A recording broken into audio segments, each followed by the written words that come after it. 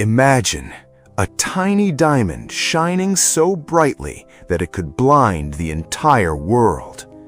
But what if I told you that behind this shine lies blood, betrayal, and destruction? This is the story of the jungles of Africa, where an ordinary man named Solomon Vandy is living a simple life with his family. And on the other side, a smuggler named Danny Archer, for whom money is more valuable than humanity itself. Then one day, a diamond is discovered, a diamond that changes everything. A father sets out on a journey to save his son, and a smuggler slowly begins to become human again. But the real question is, can the value of a diamond ever be greater than the value of a human life? The name of the film is Blood Diamond. Hello friends, I'm Sam, and you're watching Know the Story Global. Before starting the video, I have a small request. If you're new to this channel, then please do subscribe.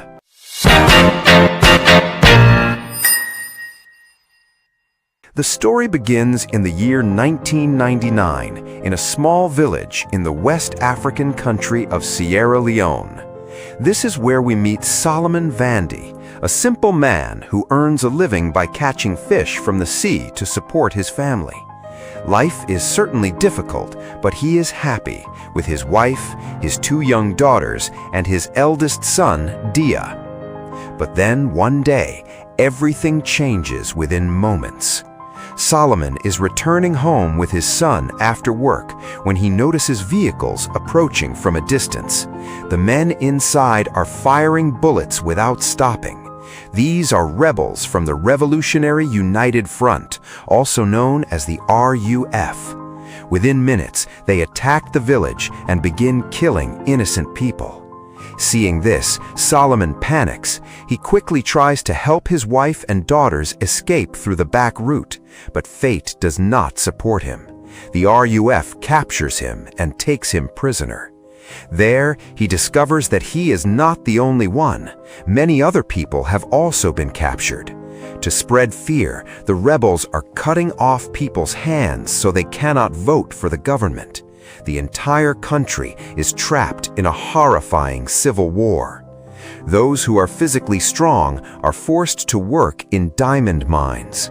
Sierra Leone is filled with diamonds, and the RUF sells these diamonds to buy weapons so the war can continue. Now, Solomon also becomes one of those people forced to work in the mines. Every second, there's strict surveillance. If anyone tries to escape or hide a diamond, the punishment is death. Meanwhile, another character enters the story, Danny Archer. He was once in the army, but now he works as an illegal arms smuggler. He supplies guns to the rebels and takes diamonds from them in return. But one day, while smuggling diamonds, the army catches him and sends him to jail. Meanwhile, while working in the mines, Solomon discovers an enormous and extremely valuable diamond one day. He immediately realizes this is no ordinary diamond. This could change his life. Secretly, he hides the diamond and buries it underground when he finds the opportunity. But once again, the rebel leader, Captain Poison, catches him and demands the diamond at gunpoint. But suddenly, the army attacks the area. During the chaos and explosions, Captain Poison is injured, and Solomon uses the confusion to hide the diamond in another location. A short while later, the army arrests everyone and sends them to jail, where Danny Archer is also imprisoned. After regaining consciousness in jail, Captain Poison starts shouting that Solomon possesses a priceless diamond. He tempts everyone, promising money to whoever brings it to him. In front of everyone, Solomon denies everything and says he has nothing. But Danny quietly listens to all this and realizes Solomon is hiding the truth. A few months later, Danny gets released from jail. As soon as he gets out, he starts planning to free Solomon too, because now he knows about the diamond. Soon afterward, Solomon is also released from jail, but he does not trust Danny and leaves without meeting him. Now another character enters the story, Maddie, a journalist investigating the illegal diamond trade. She knows Danny is involved in this business, and she tries to get the truth out of Danny. She tells Danny that although diamonds are not officially being exported from Sierra Leone, millions of dollars worth of diamonds are being exported from the neighboring country of Liberia, which is the result of illegal smuggling. Danny realizes that Maddie's a journalist, so without revealing much, he leaves the place. On the other side, Solomon is now searching for his family in refugee camps, but he cannot find any trace of them anywhere. And meanwhile, his family is not safe either. A few days later, the RUF captures them once again. This time, they take away the village children with them, including Solomon's son, Daya. Those children are given forced military training. They're taught how to use guns, brainwashed and controlled with drugs, so they can fight in the war. Now the scene shifts to Colonel Quetzi, a man responsible for fighting the rebels on behalf of the government. When Danny Archer meets him, the colonel directly asks, "I heard you're chasing a huge diamond." Danny immediately denies it and says he hasn't found anything yet, but the colonel warns him, "When you do find it, bring it straight to me. You've already caused me enough losses." Here, we learn that Danny once worked for the colonel, taking diamonds from rebels and sending them to Liberia, earning huge amounts of money in return. But now, Danny has a different plan. He wants to leave this country forever with Solomon's diamond. So Danny goes directly to Solomon Vandy. He says, "I got you out of jail, so half the diamond belongs to me." Solomon immediately refuses. "I don't know anything. I don't have any diamond." Then Danny tells him the truth. Not only him, but even the RUF knows Solomon has the diamond, and if they get hold of him, they will never let him or his family stay alive. Then Danny offers him a deal. "Give me the diamond, and I'll help you find your family and get all of you out of this place." Their conversation is still going on when suddenly the RUF attacks the area. Bullets begin flying everywhere. People are dying all around them, and amidst all the chaos, Danny and Solomon somehow manage to escape with their lives. On the other side, the RUF has kept Solomon's son Daya and the other children in their camp. They're being forced to become soldiers. Their minds are being brainwashed. They're taught that the government and the army are the enemy and that they should kill anyone who stands before them. The condition of the entire country has become terrible. People are being killed without reason. Homes are being burned. Everywhere there is only destruction and chaos. In the midst of all this, Danny and Solomon keep running through the darkness of the night until they finally reach a camp. It is a journalist's camp. There, they meet Maddie once again. Now, Danny says to Maddie, "Everything you wanted to know, I'll tell you all of it, but on one condition: help us reach Solomon's family." Maddie, who already wants to uncover the truth, agrees to the deal. Using her sources and government databases, she discovers that Solomon's family is staying in a large refugee camp in Guinea. The three of them travel there by helicopter. Among thousands of refugees, Solomon finally finds his wife and daughters, and the moment becomes deeply emotional, the happiness of reuniting after so long. But the happiness does not last long. When Solomon learns that his son Dia is still with the RUF, he breaks down. He cries uncontrollably, revealing the helplessness of a father. Now, according to their deal, Danny asks Solomon, "Where is the diamond?" Solomon tells him that he hid the diamond near a distant mine. But the problem is that the entire country is burning in war. Reaching that place will not be easy. So once again, they ask Maddie for help. Danny makes a plan. "You're a journalist. Reporters can travel almost anywhere easily. Take us along with you." Maddie becomes emotional. She says, "If I can show the world the truth, that these diamonds are connected to bloodshed, maybe people will stop buying them. But for that, she needs proof." At that moment, Danny gives her a small diary containing the names, numbers, and details of all the people involved in the illegal diamond trade. He says, "If this gets published right now, I'll be killed. Let me get the diamond first. After that, do whatever you want. And if he never returns, then she should understand that he is dead." Now the three of them leave together in a reporter's vehicle toward the place where the diamond is hidden. But on the way, the RUF attacks them. Bullets start flying everywhere, yet somehow the three manage to survive and escape into the jungle. The RUF continues chasing them, so they hide deeper inside the jungle.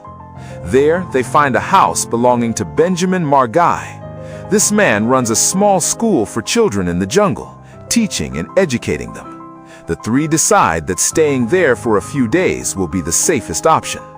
Night falls, and during a peaceful moment, Danny and Maddie sit together and talk. Sitting in that jungle house at night, Danny Archer reveals the most painful truth of his life to Maddie. He says that when he was only 9 years old, a terrible war broke out in his own country too.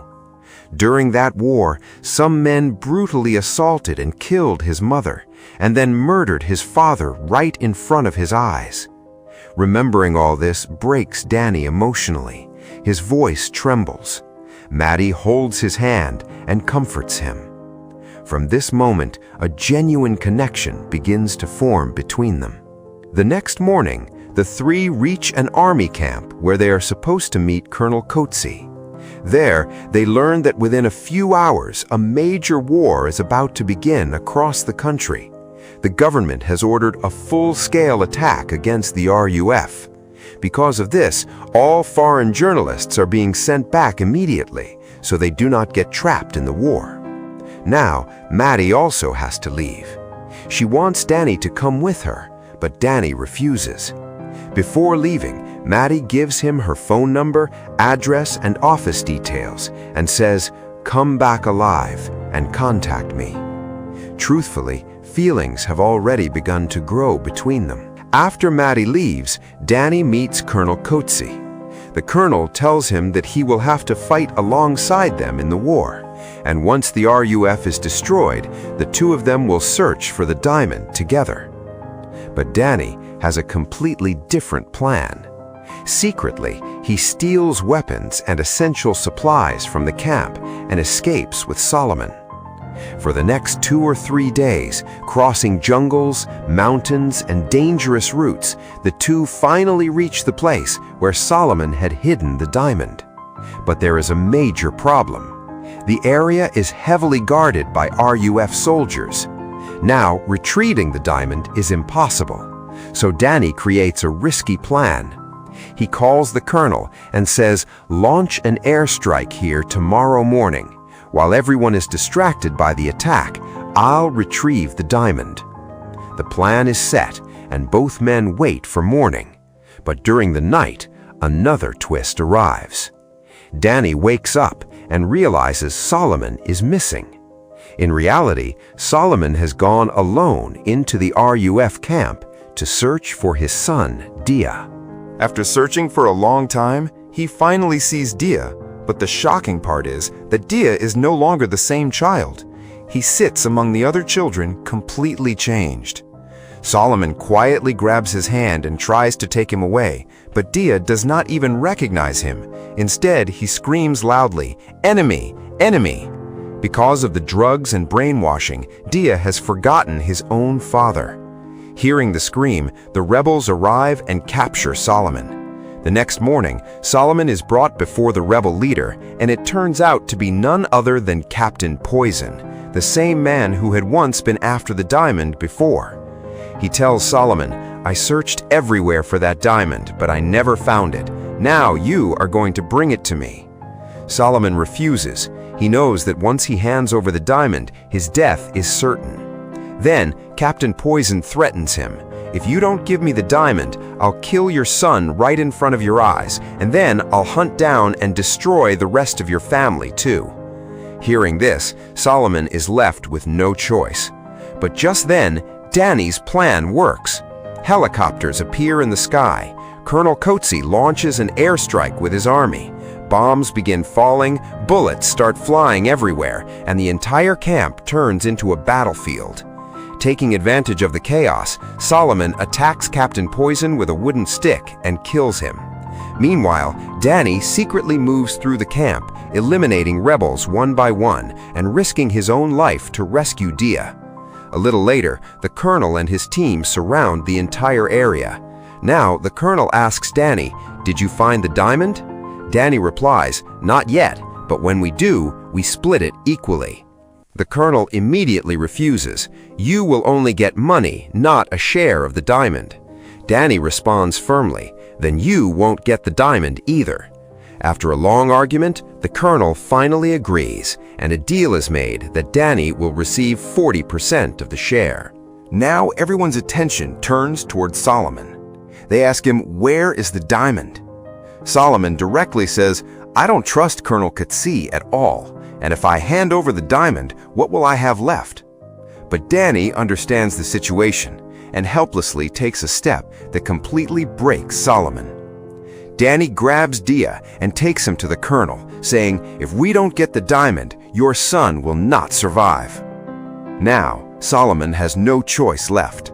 To save his son's life, he agrees to take them to the place where the diamond is hidden. When they arrive there, they discover that the entire area has already been dug up, because Captain Poison and his men had searched for the diamond before. Now, Solomon slowly begins digging through the soil, and his breathing grows heavier. On the other hand, Danny clearly knows one thing. As soon as the diamond is found, the colonel will not let either of them stay alive. And then, exactly that happens. The moment Danny gets the chance, he suddenly attacks the colonel and his men. One by one, he kills them all. But during the fight, Danny himself is badly wounded by gunfire. At the same time, Solomon finally pulls out the huge diamond. For a brief moment, happiness appears on everyone's faces, but the danger is still not over. Hearing the sound of gunfire, the colonel's remaining soldiers arrive there and start shooting from a distance. Danny, Solomon, and Dia somehow manage to escape from the area. On the way, Danny takes the diamond from Solomon and keeps it with himself, then immediately calls one of his friends who is supposed to arrive with a small plane to rescue them. The landing spot for the plane is on a mountain, so the three begin climbing toward the hill. But Danny's condition has become extremely serious now. His body has almost no strength left. Solomon does not want to leave him behind. He carries Danny on his shoulders and continues climbing. But at one point, Danny realizes he is not going to survive much longer. He stops Solomon and says, "Leave me here. I'm not going to make it." Then he hands the diamond back to Solomon and says, "Take your son and leave. Sell this diamond and start a new life with your family, and contact Maddie. She will help you." He also gives Solomon his gun and says, "Until you reach a safe place, trust no one, not even the pilot." Below them, soldiers are moving closer toward their location. Helplessly, Solomon leaves with Dia, leaving Danny behind all alone. As Danny takes his final breaths, he calls Maddie. He says, "We found the diamond, but I won't be able to see you again. Solomon is coming to you. Help him." Hearing this, Maddie breaks down emotionally. Danny softly says, "I'm glad I met you and got to know you." And then, slowly, Danny's breathing comes to an end. Now, a few days later, in London, Solomon meets Maddie. Maddie introduces him to a major diamond dealer named Van de Karp. Danny had already arranged a deal with him earlier. Now Solomon completes that deal. In exchange for the diamond, his entire family is safely brought out of Sierra Leone, and he receives £2 million. But the story does not end there. Maddie had secretly recorded everything. Photos, proof, all of it. She publishes a major article exposing how diamonds brought with the blood of innocent people are sold across the world during wars. After this news spreads, Van de Kapp and people like him become infamous worldwide, and people stop buying their diamonds. Then Solomon is invited to a press conference. There he tells the world the truth, how innocent people were killed just for diamonds, how children were turned into soldiers.